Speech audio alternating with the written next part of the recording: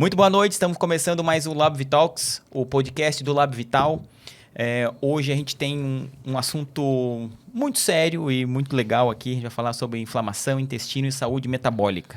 Eu sou o Carlos Neander, farmacêutico bioquímico, também CEO do Lab Vital, laboratório já com 19 anos de mercado, laboratório acreditado com 7 unidades aqui na Grande Florianópolis. E hoje o meu convidado é um cara muito especial, até por uma questão aqui até da curiosidade que ele mostrou para nós aqui, que ele tem uma coincidência muito grande com a nossa empresa, inclusive. Então, Dr. Ney Miller, obrigado pelo aceite, obrigado por ter vindo aqui. Eu já te acompanho no Instagram há bastante tempo, já aprendo muito contigo, gosto das tuas tiradas lá, é uma maneira divertida de aprender sobre, né, num linguajar muito acessível para os pacientes, inclusive. Então, doutor, obrigado por ter vindo e suas considerações iniciais. Obrigado pelo convite, um prazer estar por aqui. O Dr. Ney Miller, ele é formado pela Universidade Federal de Santa Catarina, possui uma década de experiência já, tendo atendido mais de 15 mil pacientes. Que fôlego! Tem 3 pós-graduações, nutrologia, medicina do esporte, medicina funcional integrativa. Além disso, realizou diversos cursos na área como endocrinologia, medicina ortomolecular, reposição hormonal bioidêntica, longevidade saudável, incluindo formações pela American Academy of Anti-Aging Medicine e pelo Instituto for Functional Medicine. O Dr. Ney também é diretor técnico do Instituto ELEME, onde ele atende aqui no centro de Florianópolis. E além da sua atuação como médico, ele se aprofunda em temas como desenvolvimento humano, mentalidade e filosofia, acreditando na forte ligação entre mente e o corpo. Isso é a chave de tudo. Doutor, o pessoal te conhecer um pouquinho, poucas pessoas sabem sobre o Dr. Miller. O Dr. Ney Miller, ele nasceu em Santo Amaro da Imperatriz. Por acaso é onde é a nossa matriz do nosso laboratório. Então, o Dr. Ney falou mesmo, é um agroboy. Agroboy. Doutor, conta rapidinho só a sua história até chegar na medicina. Então, eu sou de Santo Amaro, né? Uma cidade do interior, fica a cerca de 30 quilômetros de Florianópolis, né? Uma cidade que tem, na época, tinha 20 mil habitantes, deve Hoje ter uns 25. entre 25 e 30 mil. É uma cidade de interior, né? Morei lá até meus 12 anos, nascido e criado. E daí eu vim mais para a cidade grande, né? Porque os meus pais queriam dar uma educação melhor, meu pai já estava trabalhando aqui. E desde pequeno eu já queria ser médico. Desde pequeno, não tem nenhum médico na família. Tem um primo distante da minha mãe, né? Mas próximo não tem nenhum. E quando eu era pequeno, outra curiosidade aí para você botar. Quando eu era pequeno eu tinha medo de sangue. Na verdade, até hoje eu tenho medo de sangue. Do meu. Do sangue dos outros eu não tenho problema. Mas de veio e desmaia, assim? No meu, sim. Eu já desmaiei com injeção em mim mesmo e já tranquilo. Mas dos outros eu não tenho problema. E eu, quando eu era pequeno, eu tinha medo de sangue, né? E quem tem medo de sangue aqui de Florianópolis, a gente fala que é cagão, né? E daí eu falava que eu ia ser o Dr. Ney Miller cagão. Porque eu tinha medo das coisas. Mas e daí eu comecei minha vida na academia, né? Nos estudos.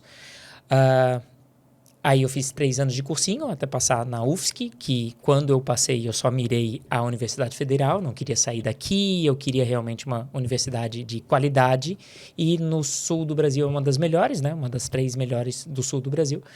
Aí eu passei na universidade e na UFSC eu fiz a faculdade toda voltada para ser cirurgião.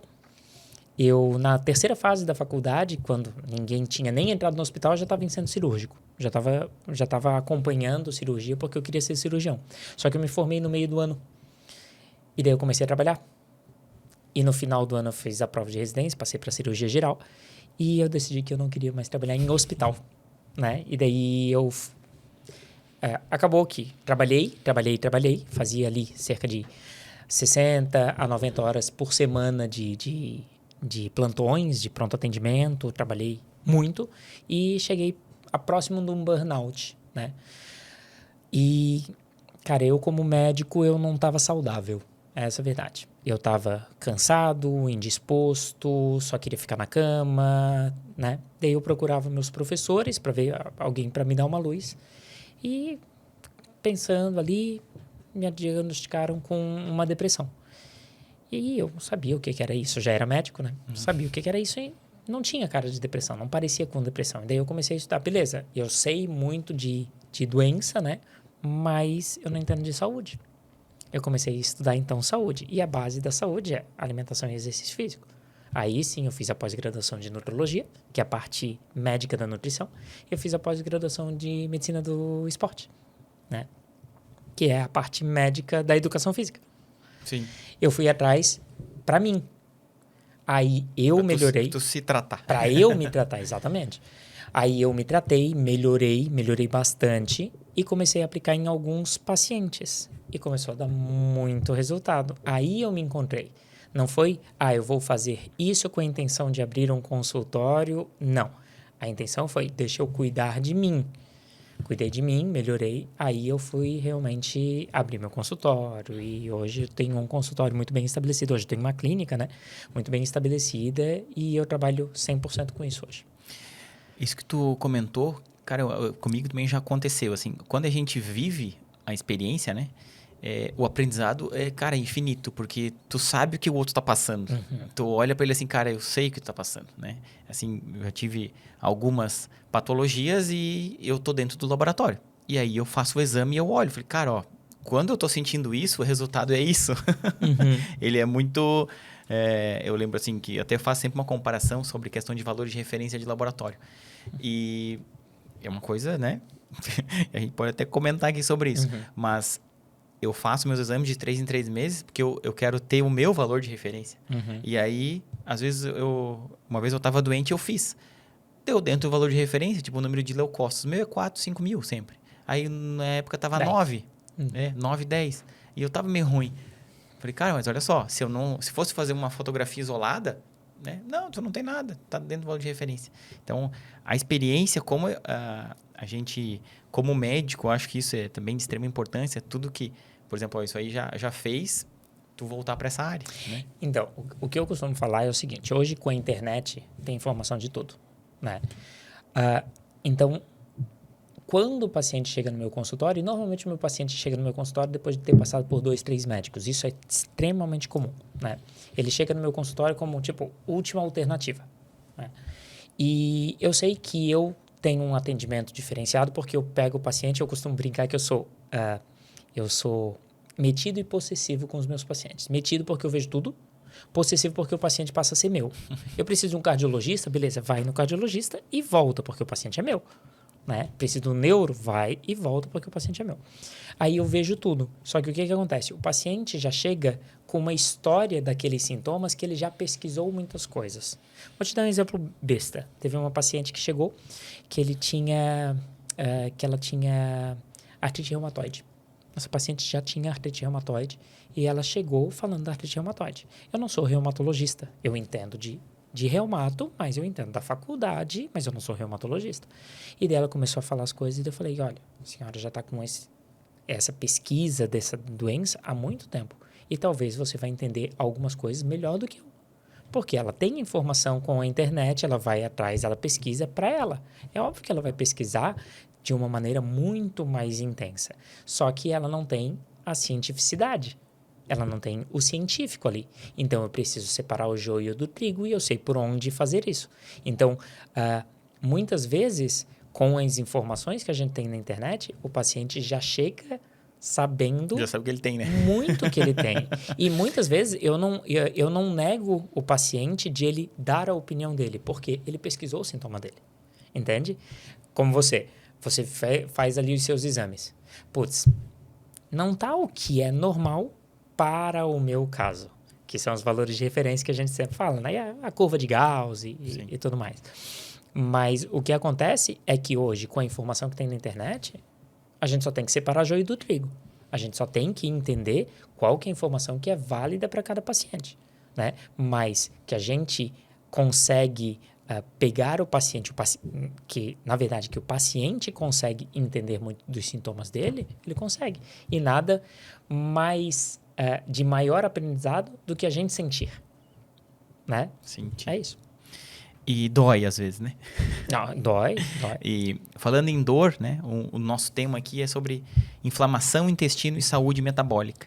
Então, hoje a gente percebe assim que é muito comum as pessoas falarem: eu não vou comer isso aí porque isso aí é inflamatório. Vou deixar de tomar leite porque leite inflama. Né? Se for pensar assim, tudo dá uma inflamada, né? É impossível, porque tudo que entra no nosso corpo é estranho para o nosso corpo. Uhum. E aí vai causar alguma reação, né? Então, doutor, eu queria que tu explicasse um pouquinho, assim, pra gente entender o que seria... eu tô inflamado, tô com o corpo inflamado, não tô bem, e a pessoa achar essa palavra bonita e daí resolveu tudo, né? Eu tô inflamado. Vamos lá, tem dois tipos de inflamação. Tem a inflamação aguda e a inflamação crônica. A inflamação aguda todo mundo conhece e já teve. A inflamação aguda primeiro, inflamação vem de inflamável, de que está queimando. É daí que vem a terminologia. Inflamável é uma coisa que queima, né? Então, existe a inflamação aguda. A inflamação aguda bati o joelho. Ficou inchado, vermelho, dolorido, né? Em termos técnicos. Dor, calor, rubor, tumor e perda de função. Isso é que é a inflamação aguda. Dor, dói. Calor, fica quente. Rubor, fica vermelho. Tumor, fica inchado. E perda de função, perda do movimento. Então, bati o joelho, ficou com esses 5 sintomas característicos de inflamação aguda, certo? A inflamação crônica é um pouco diferente. A inflamação crônica é como se não estivesse pegando fogo, mas estivesse numa brasinha o tempo todo. Um chiado ali, né? Exatamente. A inflamação nada mais do que houve um trauma, digamos assim, né? Houve um machucado e o nosso corpo gera inflamação para corrigir aquele machucado. Tá? Em termos técnicos, ativa cascata inflamatória com citocinas inflamatórias, macrófagos que você aprendeu lá no 2º grau, né? Macrófagos, leucócitos, pseudópodos que vinha que parecia os dendritos, fagocitose, fagocitose e os dendritos, né? Que englobavam. É isso tudo que é inflamação, né? A inflamação aguda. A inflamação crônica é como se tivesse pequenos machucados a toda hora no nosso corpo, gerando essa cascata inflamatória. É como se tivesse um machucado, correção, machucado, correção, machucado, correção. Qual é o problema disso? Hoje a gente já sabe que a maioria das doenças não infecto-contagiosas, ou seja, as doenças que não têm uma bactéria, um vírus como agente causador, a gente já sabe que tem uma parte grande da inflamação crônica. Alzheimer tem estudo para inflamação crônica. Alzheimer, Parkinson, diabetes, câncer. Enumere.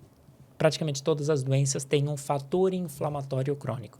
Por isso que as pessoas falam que, estou inflamada, tem que tomar cuidado. É como, fazendo uma analogia, assim, esquecer o carro ligado, né? Ele fica ali ligado, consumindo, mas não é aquela aceleradona que tu dá no fundo do acelerador. Então, vai esquentando o motor, vai consumindo óleo e, em determinado momento, o corpo, ele não aguenta aquilo ali funcionando durante muito tempo. Sim. Né? E se a gente for pensar em câncer, né? O que acontece? Se eu estou ferindo se eu estou ferindo e curando aquilo, ou seja, faz o ferido, a inflamação vai lá e conserta, isso daqui está gerando uma célula nova a todo momento, né? E essa célula nova pode vir com um erro inato, que é uma célula que se superdivide. Isso é o nascimento de um câncer. Pode ser uma célula que se divide, pode ser que ela não faça nada, mas pode ser que ela seja uma célula anômala, né? Que é o câncer. E, doutor, durante muito tempo, isso a gente percebe assim que causa danos no nosso organismo. Que tipo desencadeia outras doenças, como câncer e tal. Mas, assim, explicando em termos, até bioquimicamente, qual que é a importância, assim, de a gente... Aliás, o que a doença crônica faz com que ela facilite a entrada de outras patologias, até de doenças metabólicas, que aí a pessoa começa a dar tudo errado, né? No nosso corpo, através da inflamação. Então, é importante a gente entender da onde que vai vir a inflamação primeiro, né? Por que o meu corpo vai fazer essa inflamação crônica, né? O estresse vai gerar uma inflamação crônica, né? O estresse, o sedentarismo, né? Porque o nosso corpo foi feito para se movimentar, a alimentação desregrada, né? Principalmente corantes, conservantes, agrotóxicos, metais pesados que tem na nossa alimentação, né? E medicações, intoxicações, né? Tudo isso pode gerar inflamação. Né? Então, essa alteração do sono, né? Então, uma vida não saudável é uma vida mais pró-inflamatória. E quando a gente fica inflamado, o nosso corpo fica mais abatido, digamos assim. fica mais propenso a diminuir a imunidade e dessa forma você adquirir alguma doença infecto-contagiosa, que eu falei que não teria a ver com a inflamação, mas a tua imunidade acaba caindo e vai começando a perder a função. Lembra que quando eu falei da inflamação aguda? Uhum. A inflamação aguda que dor, calor, rubor, tumor e perda de função, na inflamação crônica também tem, só que é num nível muito inferior e leva anos, né, para realmente aparecer. Mas no final é perda de função. Aí pode perder a função de um fígado, pode perder a função. Por exemplo, uma inflamação crônica do fígado é a esteatose hepática, né, que pode gerar até uma hepatite pela esteatose hepática. Sim. E o doutor falou em estresse, né? Mas vamos entrar no conceito do ovo ou da galinha. O que vem primeiro? Vem o corpo inflamado, vem do estresse, ou o estresse vem do corpo inflamado? Então, me parece que os dois vêm junto, né? Um puxa o outro. Um puxa o outro, né? Não se sabe o que veio primeiro, o ovo ou a galinha. Ao que tudo indica, o estresse gera inflamação. E a inflamação é uma resposta ao estresse. Primeiro vamos entender o que é esse tal de estresse. O estresse é uma resposta... O estresse é um excesso de coisas que eu tenho que fazer. Entendeu? As pessoas acham que uma pessoa estressada é a pessoa que está soltando fogo pelas ventas. A pessoa que está irritada. Não. A pessoa estressada tem muita coisa nas costas dela. Tem muita coisa para ela resolver. Tem pessoas que são estressadas, mas são extremamente calmas. E tem pessoas que não têm estresse nenhum e são extremamente irritadas. Né? Comportamental. Daí, né? Comportamental, exatamente. A gente tem que entender isso. Existe o estresse agudo e o estresse crônico, assim como existe da inflamação aguda e inflamação crônica. O estresse agudo, tem um leão na tua frente. Tem um leão na tua frente. Esse é o estresse agudo, certo? O teu corpo se ativa para correr ou lutar. É essa a resposta do estresse agudo. Acaba com todas as dores. Você não sente nada, o seu pensamento acelera, porque você vai ver uma árvore, onde é que você pode subir, para onde que você pode fugir, né? É o reflexo de fuga ou luta, certo? O estresse crônico, ele é como a inflamação crônica. Ele é menor. Tem um leão a 500 metros de ti e ele está te olhando. Entende? Não ativa ainda o efeito, o reflexo de fuga e luta. Só que tu fica tenso. Contraído. Exatamente. E esse estresse crônico é pior do que o estresse agudo. O estresse agudo te deixa vivo. O estresse crônico vai te matando devagarinho. E vai, né? E daí vai chamando outros coleguinhas para te matar. Agora pensa comigo. Pensa comigo. Hoje a gente tem mais estresse agudo ou mais estresse crônico? Boa pergunta. Temos essa estatística? Pensa comigo na tua vida. A gente hoje, cara, acho que é mais crônico. Mais crônico. Estresse agudo que a gente vai ter hoje. Vai ter o carro, foi assaltado, entende? Mas qual é o estresse agudo que tu tem? Conta pra pagar? O filho que tem que pegar na escola? O trânsito? É tudo estresse que você não vai correr um risco de vida, entende? Uhum. A maior parte dos nossos problemas não é um risco de vida. Então é estresse crônico. Sim. Entendeu? Então, o estresse crônico está muito alto hoje, que isso também gera inflamação crônica. Que o estresse agudo vai gerar uma inflamação aguda. Aí tá tudo certo. Toda vida que for agudo tem a tendência de ser bom para a nossa vida. Entende? Porque é defender a nossa vida. E vai e volta.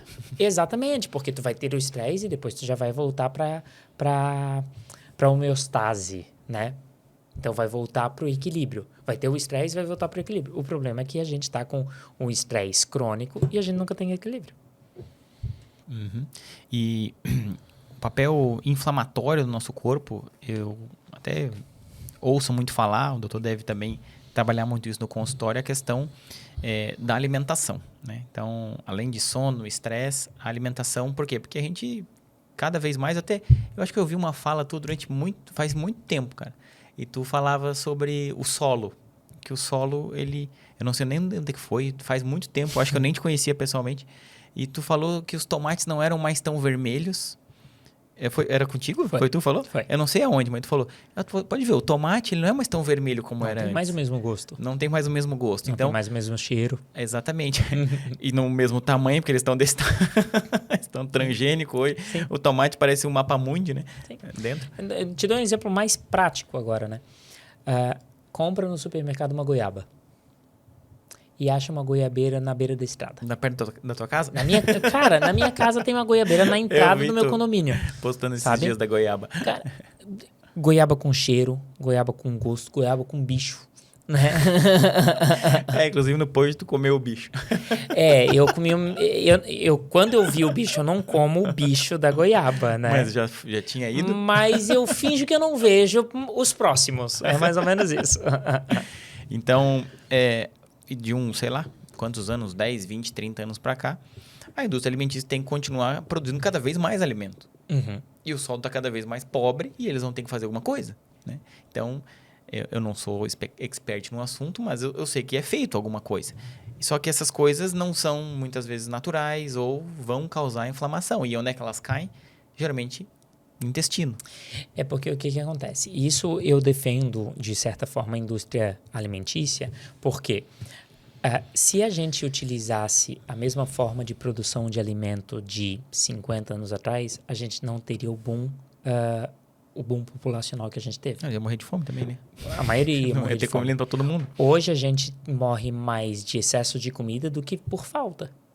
A obesidade causa mais morte do que a fome, do que a desnutrição. E é muito louco pensar isso, né? Sim, muito. Né? Só que o que acontece? A gente aumentou a quantidade, a oferta da alimentação porque aumentou a demanda. Só que quando a gente aumenta a oferta, isso vale para praticamente tudo que a gente faz. Quando a gente aumenta muito a oferta, acaba diminuindo a qualidade.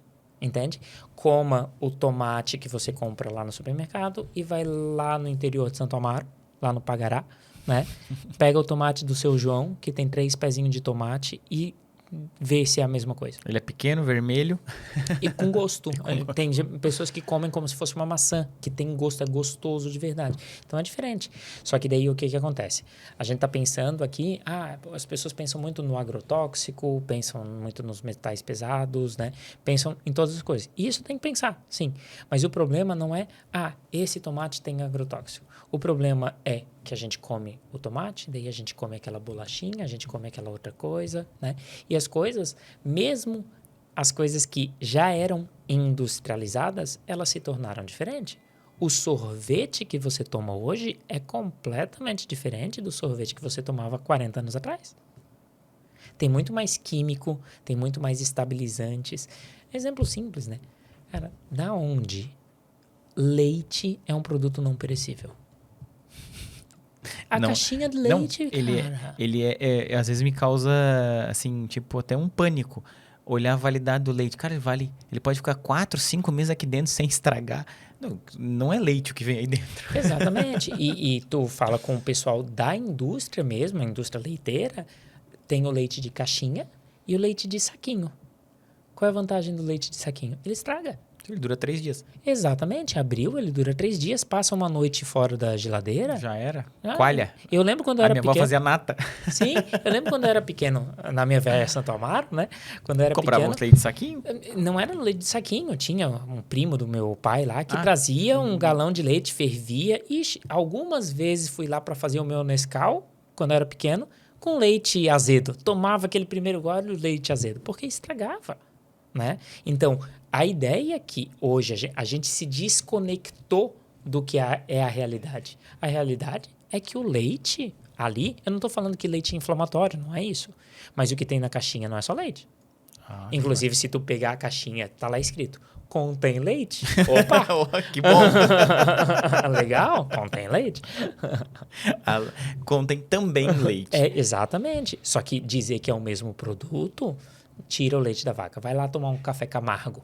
Sabe o que é café Camargo? Lá em Lages, sim, café aqui, ó, da teta da vaca, É. direto. Não, ele é Direto. mais espuma do que leite. E é bom demais o café Camargo. Rico em gorduras. Exatamente. Fica cremoso, fica praticamente um cappuccino. É um Que é adoçado, é doce, né? Parece que é doce, né? O café Camargo é o café preto jogado direto com o Leite da vaca da teta. Direto da teta da vaca, porque vai com pressão e daí fica espumoso, né? E aí, senta do lado da vaca, a gente quando vai pro Hotel Fazenda, tem uns lá em Lages mais Sim. raiz, aí eles têm o Camargo. 6 horas da manhã tem o Camargo. Daí Sim. se quiser ir, tu senta lá e faz. Exato. E aquele leite lá é o leite in natura. Aquele Exatamente. leite que a gente pensa que é leite. O problema, na verdade, assim, ó, eu não sou aquele médico xiita, sabe? Refrigerante é um veneno. Eu não estou incentivando você a tomar refrigerante, não é isso. Mas não acho que o refrigerante volta e meia vai fazer esse mal todo. Assim como eu sei que o refrigerante todos os dias vai fazer esse mal todo. Entende? Mas eu não sou daquele, todo mundo tem que tirar o leite. Não, mas dizer que o leite da vaca e o leite da caixinha são a mesma coisa, são coisas muito, muito distantes, né? Aí tem a questão dos conservantes, tem a questão dos estabilizantes, né? Se tu for pegar aqueles suco de caixinha, tu já viu como é feito aquele suco de caixinha? Dá medo, cara. Dá medo. Eu tenho, o meu filho pede, às vezes eu fico olhando, leio o rótulo, penso umas 10 vezes antes de dar pra ele, mas... papai, eu tô com sede, anda. Falei, meu Deus, vai. 30% de suco então, e os outros 70%, não sei o que é. Então, eu vou dar uma dica aqui rapidinha pra você entender, tá?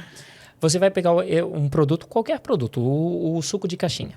Se você não entender mais de 3 ingredientes, foge. É isso. Porque se teve mais de 3 ingredientes que você não consegue identificar, tem alguma coisa errada, né? Vou te dar um exemplo besta. Água de coco. Que a gente compra água de coco em caixinha, em caixinha que dura não sei quanto tempo. Que dura, né? Mas esse negócio de durar, eu sempre brinco, né? Tem aquele sal do Himalaia, né? Sal rosa do Himalaia. Tem lá na propaganda, milhões de anos nas cordilheiras do Himalaia o sal vence daqui a 2 anos. Porra! Não faz muito sentido. Não, ele só dura se ficar lá. Se tirar... Não faz sentido. Mas o que acontece? Pega lá a caixinha da água de coco. Tem água de coco, tá lá. Água de coco e estabilizante ácido ascórbico, que é a vitamina C, que eles utilizam como estabilizante. E tem outras que é água de coco reconstituída, entende? Que eles põem ingredientes a mais. Opa, isso se torna mais manipulado pelo ser humano, né? Quer ver a alimentação? Eu sempre faço uma comparação assim. Quanto mais o ser humano mexe para aquilo virar um alimento, em geral, menos saudável ele fica. Vou fazer uma enquete aqui contigo. O que você acha que é mais saudável? Uma pamonha ou um bolo de milho? A pamonha. Tu consegue entender por quê? Sim. Foi menos mexida. Mas entre um bolo de milho e um fandangos? O bolo. O bolo de milho, porque o fandangos ele foi mais processado. E entre uma pamonha e um milho verde cozido? O milho. Percebe? Então, eu peguei aqui um produto praticamente in natura, ele só foi cozido, né?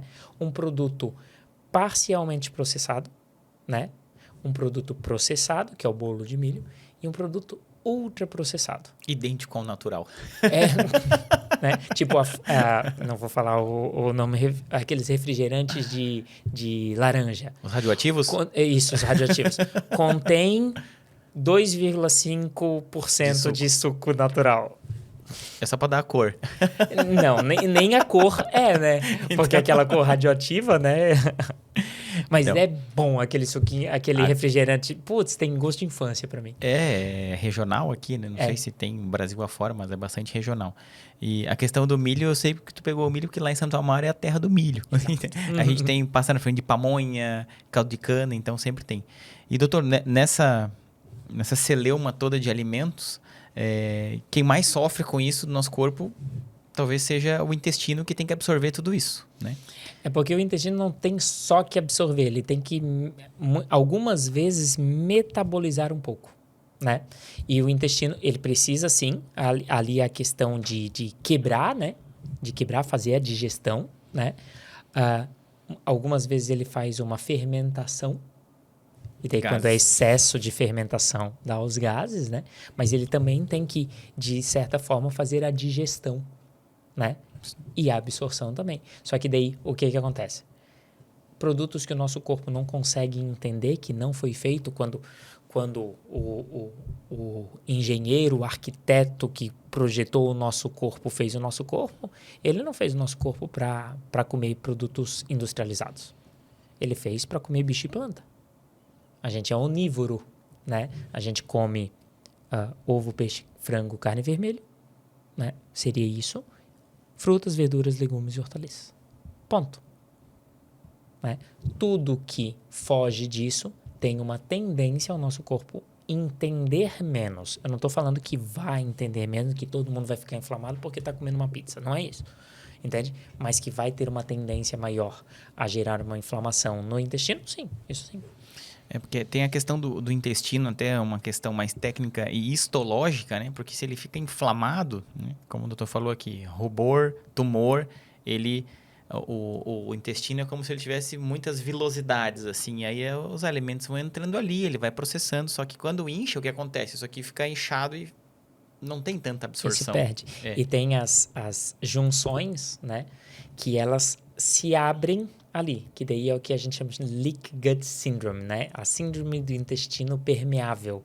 E quando ela se abre, alguns patógenos, né? Ou seja, algumas coisas que vão causar mal para o nosso organismo, eles podem entrar mais facilmente sem a barreira.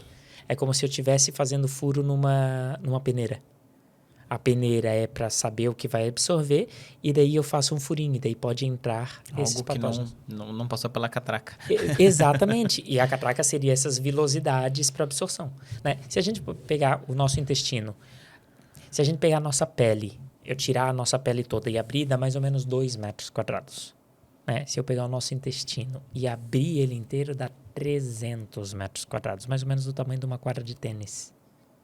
Vixe, então... Então, olha que curioso, né?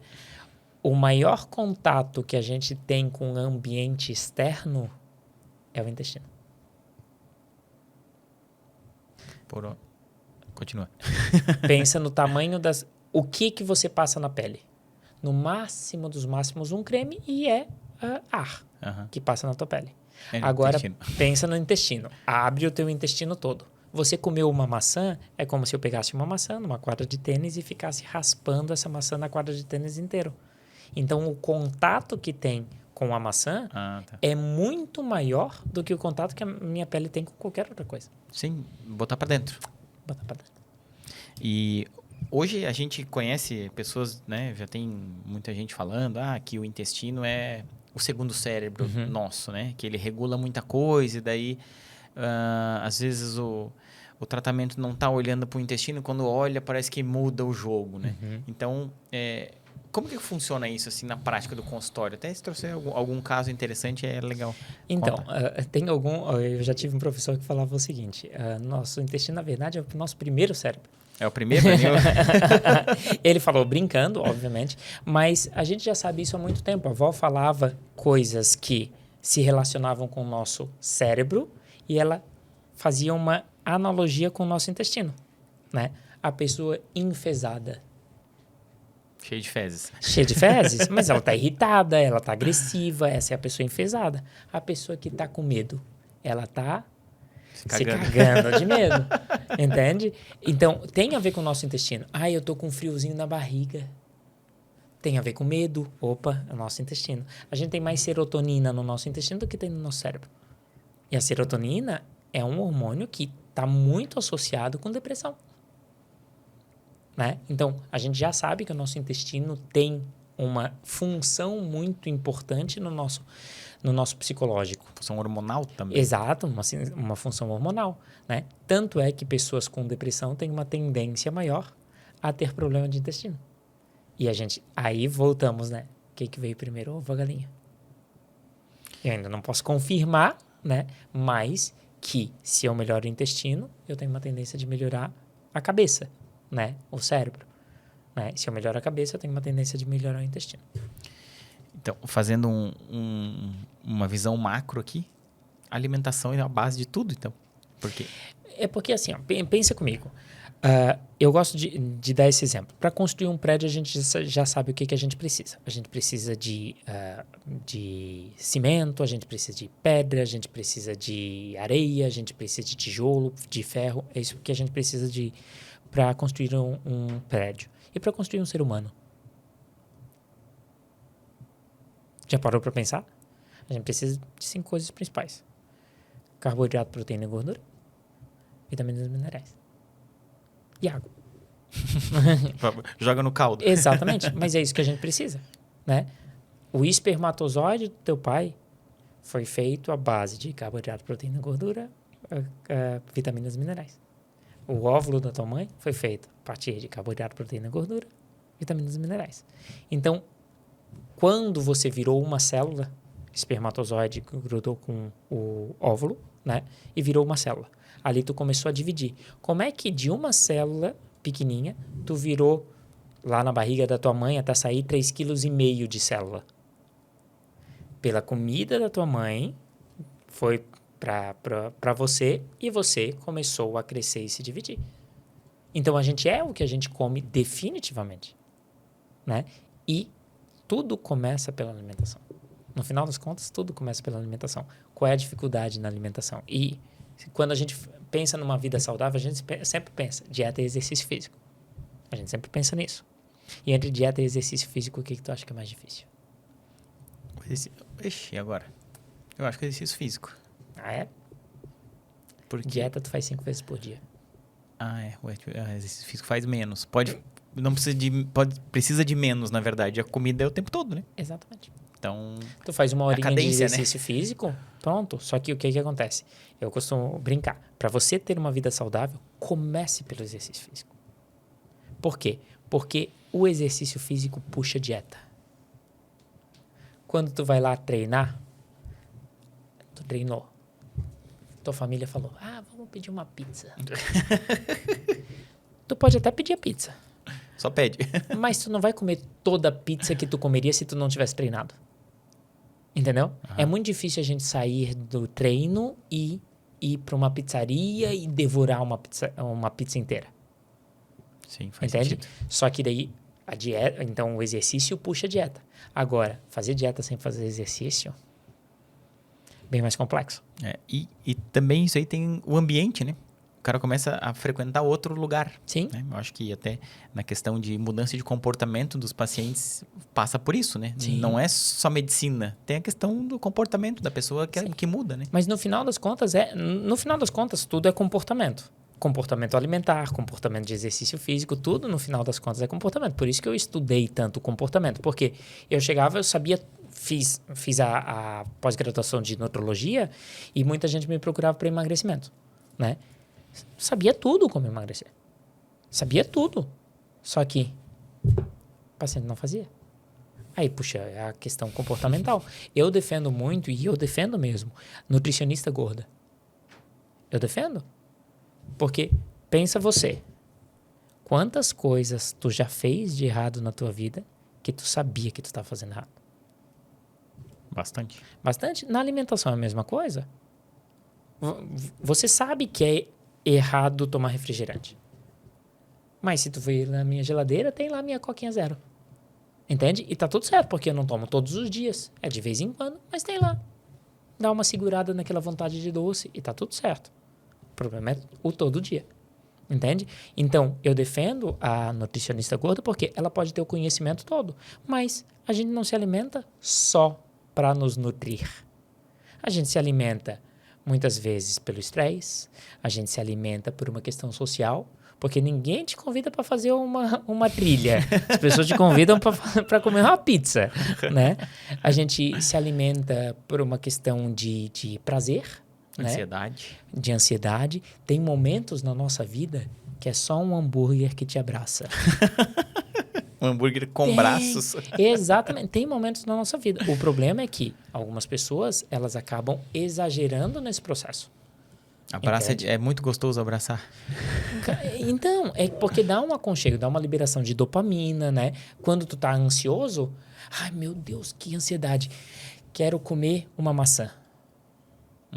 Comer um mamão cortadinho. Nossa, agora eu quero muito. Nossa, que vontade louca de comer uma salada. Não, vai te dar uma vontade louca de comer. Normalmente é uma mistura de carboidrato com gordura.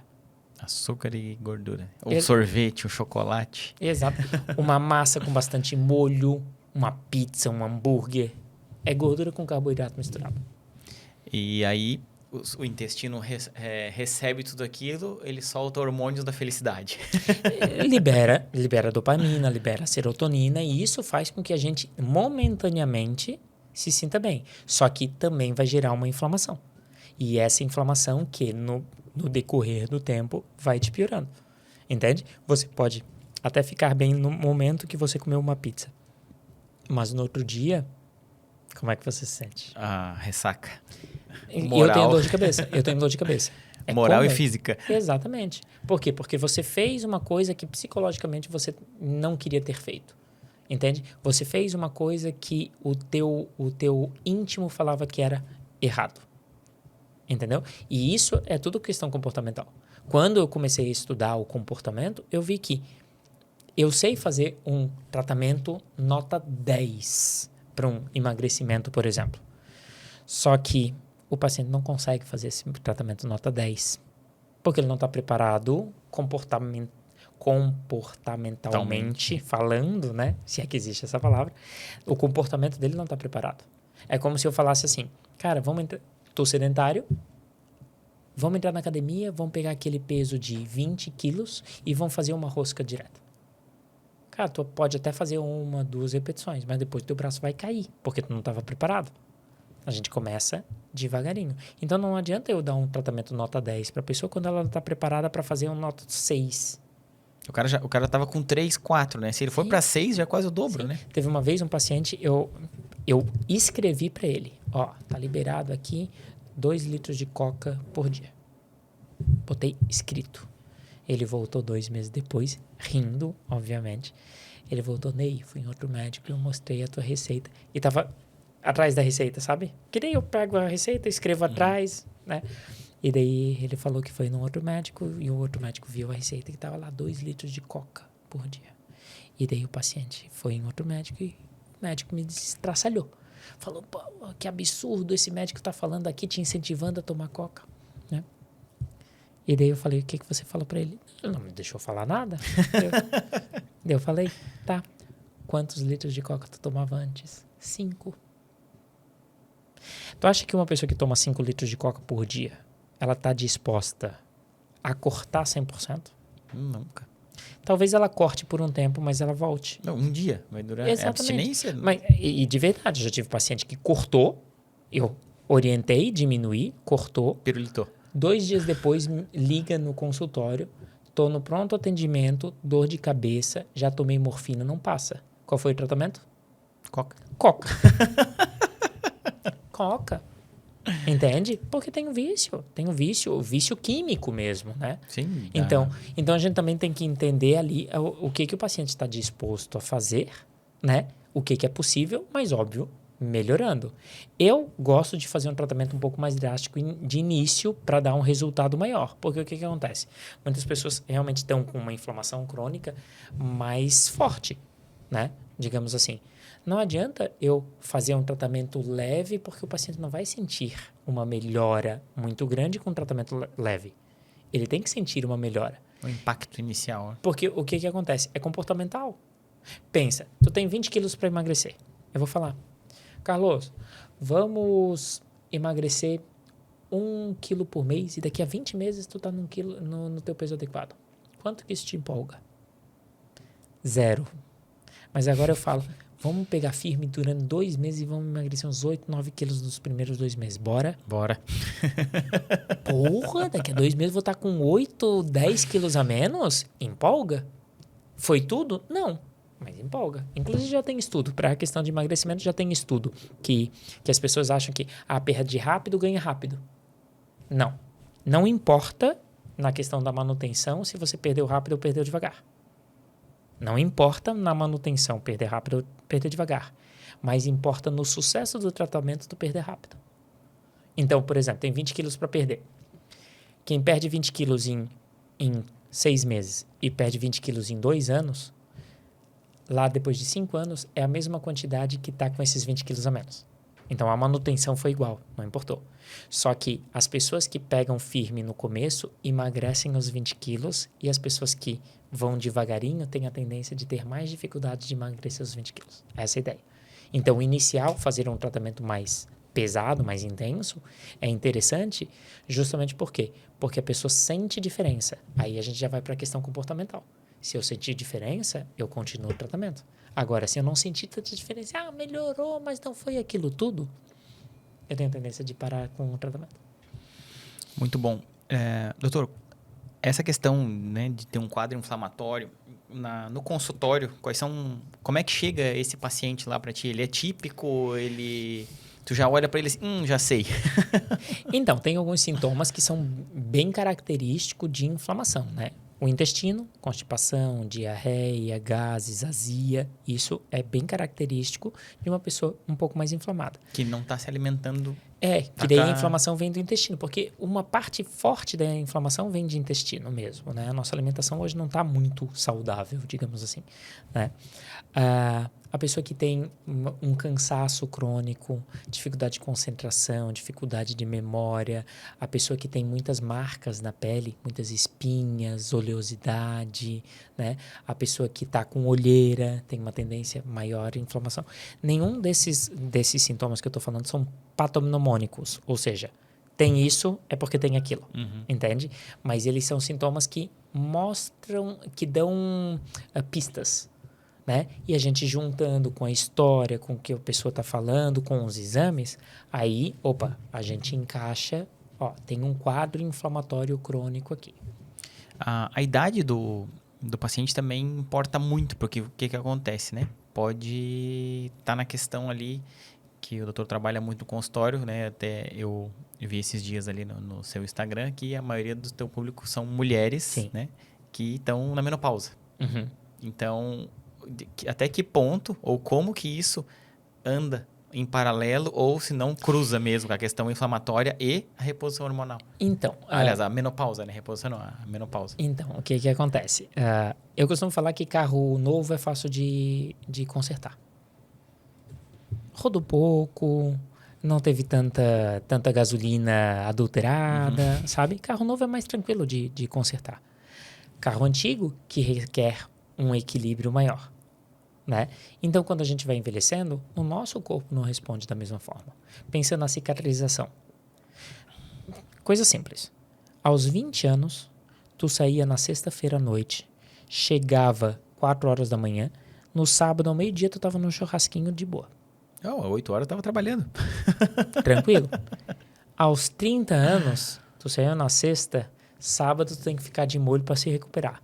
Aos 40 anos, tu saiu na sexta, tu leva uns 3 semanas para se recuperar. Não, para sair na sexta, o cara pensa uns 3 meses para sair agora. É mais ou menos isso. O que acontece? A recuperação daquele trauma de ter dormido mal, talvez de ter bebido bebida alcoólica ou comido alguma coisa diferente, né? Aquele trauma, ele demora mais para recuperar. E conforme a gente vai envelhecendo, isso é natural de acontecer levar mais tempo para essa recuperação. Entende? Então, eu dou o exemplo dos 20 aos 30 porque todo mundo percebe isso. Todo mundo sabe que lá com 18 anos, a gente saía na sexta-feira à noite, sábado estava inteiro. Entende? Se tivesse outra festa para ir no sábado, iria. Aos 20, 25, talvez faça isso. Aos 35, tu já não faz mais. O tempo que o cara perde para se recuperar, dor de cabeça. Aí quando o cara tem filho, então, aí não dá, né? Porque o filho fica pulando em cima de ti.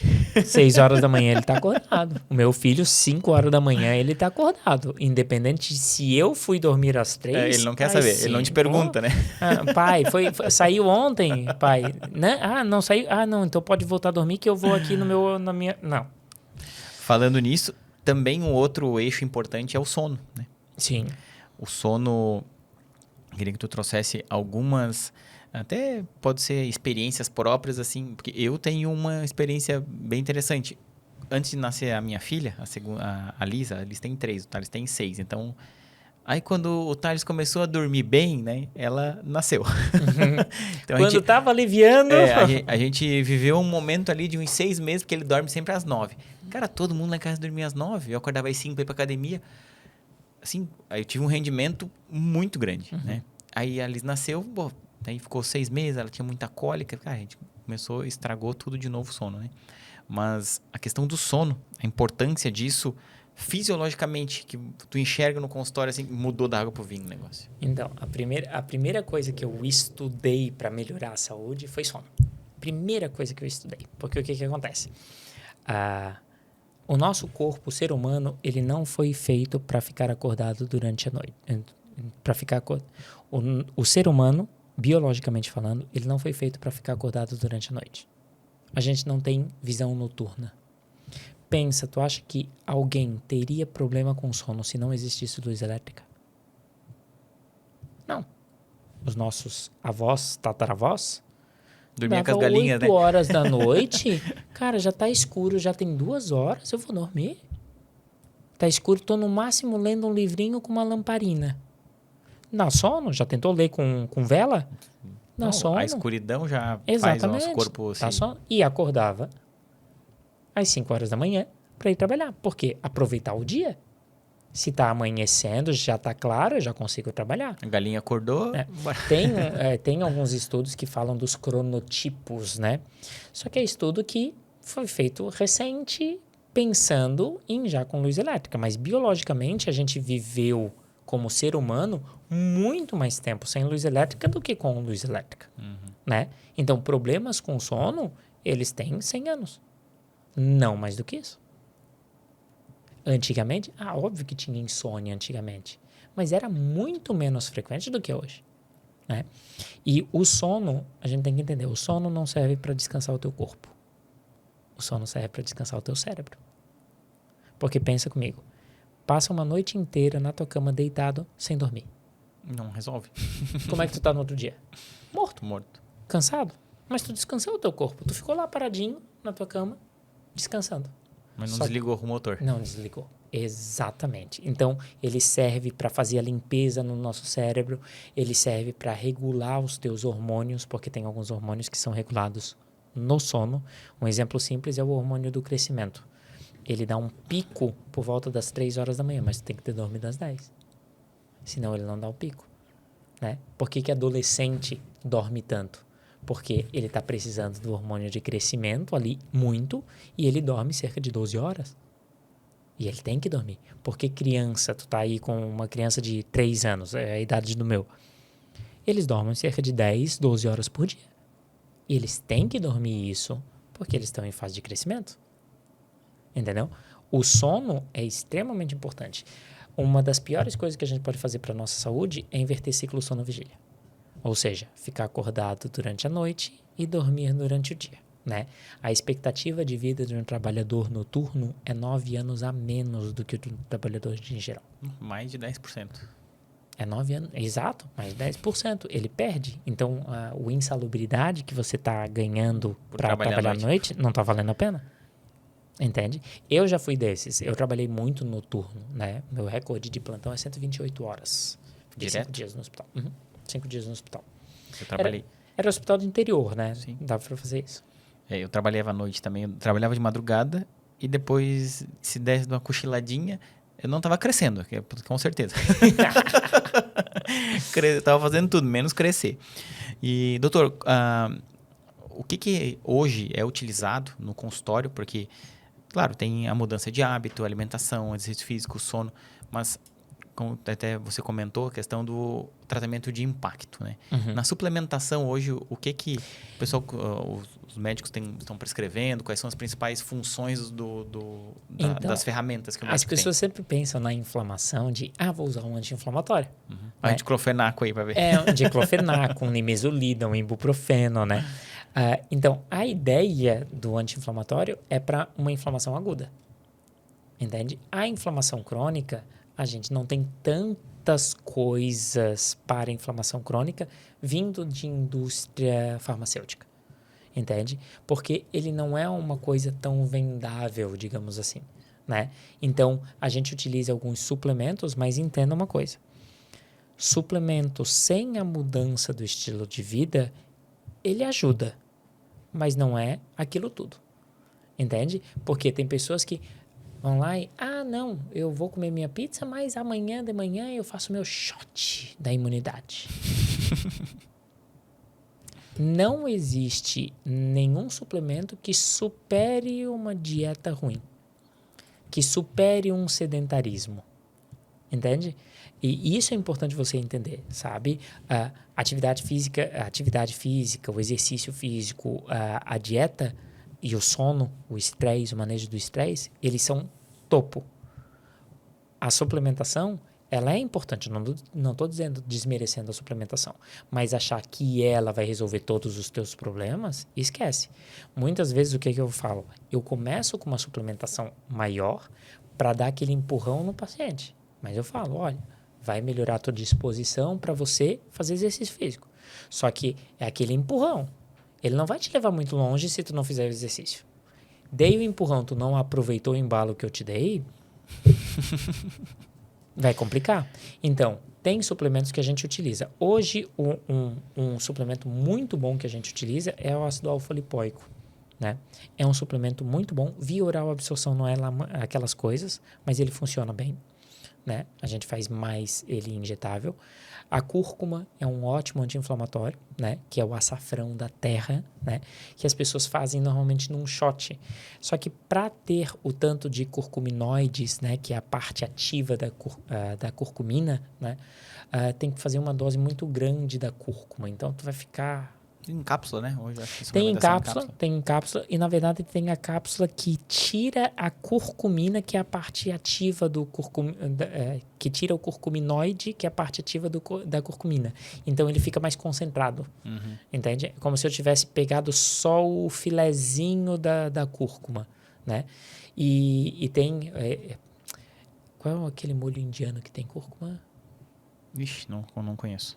Mas tem um molho indiano que daí mistura piperina, que mistura pimenta e alho nesse molho, que é muito anti-inflamatório. Inclusive, quando a gente utiliza a cúrcuma, a gente tem a tendência de usar piperina junto, porque é melhor a absorção da cúrcuma, né? Que é a pimenta.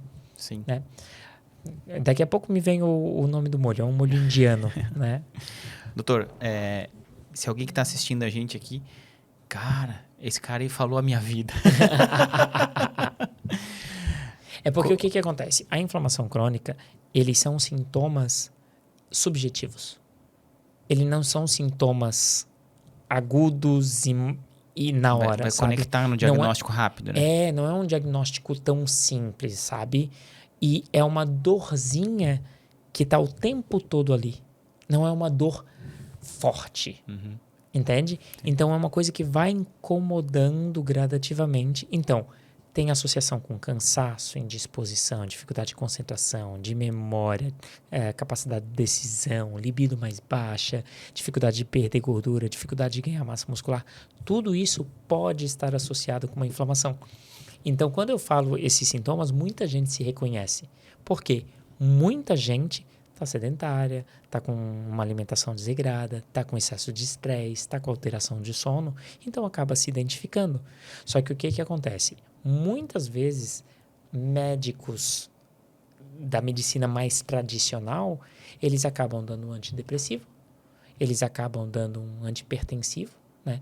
Pensa comigo, pressão alta, né? O cara de 150 quilos, se ele emagrecer, será que ele precisava daquele remédio da pressão? Eu não estou falando que o cara de 150 quilos não deva tomar o remédio de pressão. Tem. Mas ele também tem que mudar o estilo de vida dele. Ele tem que emagrecer.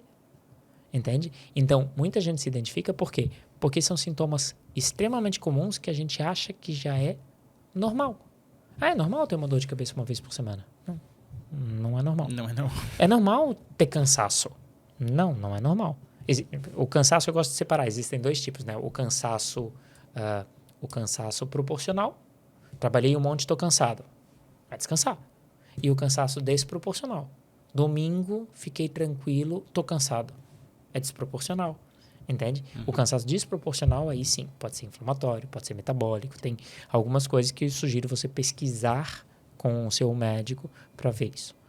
E, em poucas palavras, doutor, o que tu tens a dizer para essa pessoa que se identificou, a única coisa que ela tem que fazer a partir de agora se ela quer mudar o jogo da vida e da expectativa de vida, principalmente? Né? Assim, ó, a informação que eu quero dar, o alerta que eu quero dar é que não precisa ser assim. É que tem jeito.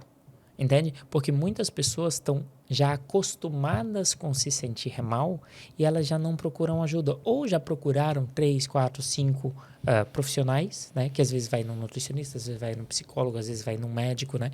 Procuraram alguns profissionais e nenhum deles deu jeito, né? Por isso que eu costumo falar, né? Normalmente o paciente chega até mim depois de ter passado por 3, 4 médicos, né? Eu sou meio que a última alternativa.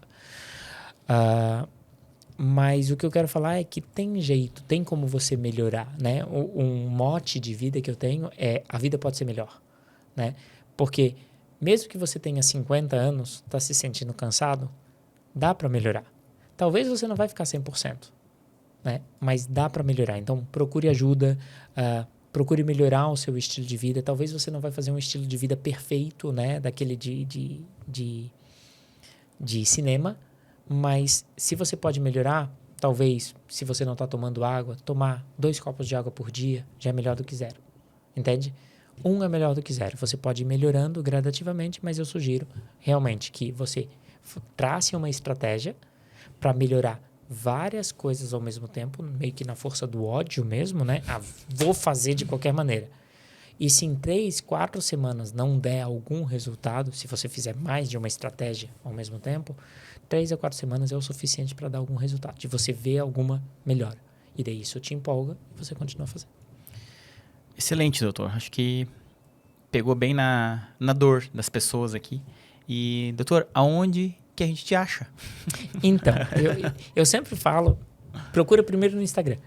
O Instagram do doutor, até eu sei porque eu sigo ele, sou um seguidor assíduo, é o Dr. Ney Miller. Isso, Ney com Y e 2 L's. Isso, né? Mulller. Se você ainda não segue, olha lá, o doutor responde sempre todos os questionamentos, ele gosta de interagir, gosta de criar assim, ambientes interativos. Sim, e lá já eu passo muita informação, eu respondo várias caixinhas de perguntas lá justamente para passar informação lá. E seu consultório, doutor? Meu consultório fica no centro, ali na Avenida Trompovski, né? Chama Instituto Elemi, o nome da clínica, né? A gente já está lá, já vai fazer 1 ano, né? E a gente tem alguns outros profissionais que trabalham lá comigo, ginecologista, dermatologista, tem alguns outros profissionais que trabalham ali comigo. Certo, doutor. Feito. Obrigado, cara, pelo papo. Obrigado. Aprendi bastante hoje aqui. E deixa um abraço lá para tua família, para tua esposa, teu filho, que é lindo demais, é muito bonitinho. Eu acompanho ele quando tu pode, tem que postar mais ele, não tô mais vendo tanto ele. Ele interage, eu acho muito... Porque eu também faço com a minha filha, o povo adora, né? Sim. Quando a gente coloca assim. Então, Ney, obrigado. Pode dar o teu tchau, pessoal, aí. Obrigado pelo convite. Me sigam lá no Instagram, né? Façam perguntas que eu vou ter o maior prazer em perguntar. E a gente programou um segundo tópico aqui que fica para uma próxima. Fica para uma próxima aí. Obrigado, doutor. Então, o nosso Love Talks fica por aqui e acompanhe a gente nos próximos episódios. Obrigado, um abraço.